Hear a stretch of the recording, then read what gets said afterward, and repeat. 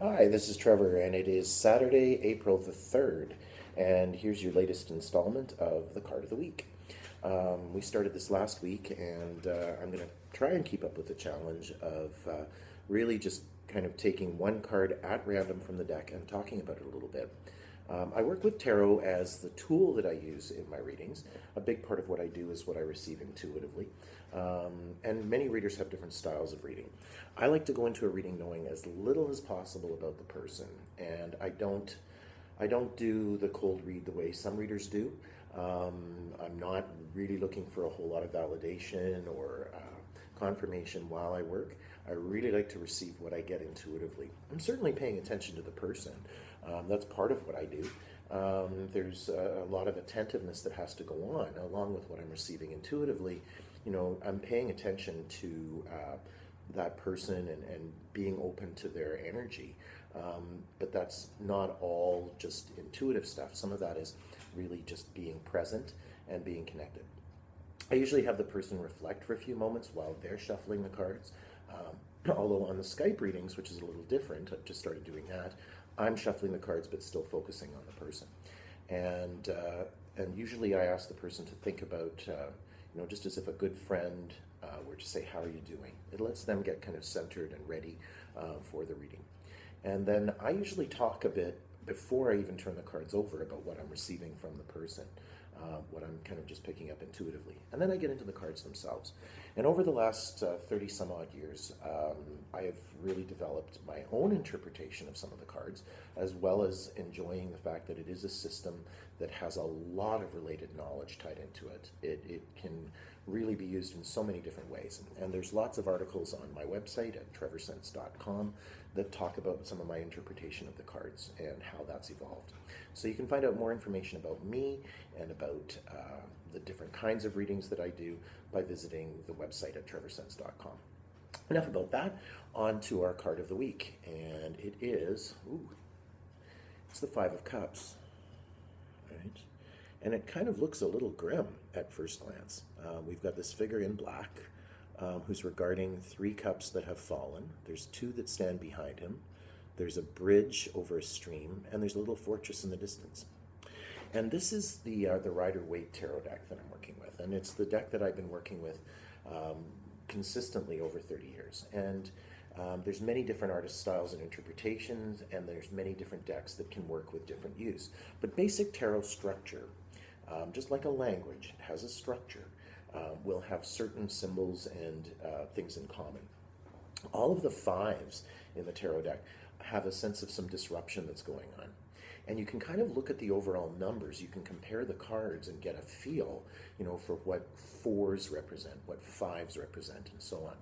And fours are usually about kind of a foundation. We start kind of establishing an order or a structure. And fives are where that gets tested. And in the Five of Cups, as I was saying, there's been some upheaval. But in closer inspection, and this is why I like working with the Rider deck, it's so well illustrated. It's just like a picture in a story. So there's a reason for things, whether the artist did this consciously and she was guided by Arthur Edward Waite in the creation of the cards, or sometimes even unconsciously, an artist will put something there and we associate a meaning to it. But in the three cups that have fallen, quite specifically, we see the color red around two of them and the color green around one of them. Now, something green we kind of cannot associate with being that great. So the inference is sort of that there's two cups that held wine and one that held poison, right? So, there's a sad kind of atmosphere here. There's been this upheaval, but at the same time, it's been maybe part of something necessary to reveal where, although there was a lot of good, there was also something unhealthy. So it's sad when relationships that have a lot of good to them also have those elements where it's not good for us. Right? And cups, the suit, are about emotions and about relationships on an emotional level. Oftentimes, the different energies run through the different areas. So cups are where we're working with our compassionate energy. And this figure is sad because, much as there was a lot of good, there was also something unhealthy. But now that that's been revealed, love, and hope. I like to think of that as these two cards, or cups rather. And like I said, this is unrehearsed, so I'm going to make a flub every now and then. But these two cups that still stand I like to think of as love and hope. And the fact that there's the bridge, that seems to suggest that the bridges are not burned. We can learn from this experience, we can carry on. And the funny little fortress, it comes up in the next card in this sequence, in the Six of Cups. It's the same fortress. You can see the design in that next card. And in that next card, we're looking at repair and restoration of trust and security, but learning from the experience. So I think we sometimes have to look at relationships that need to change.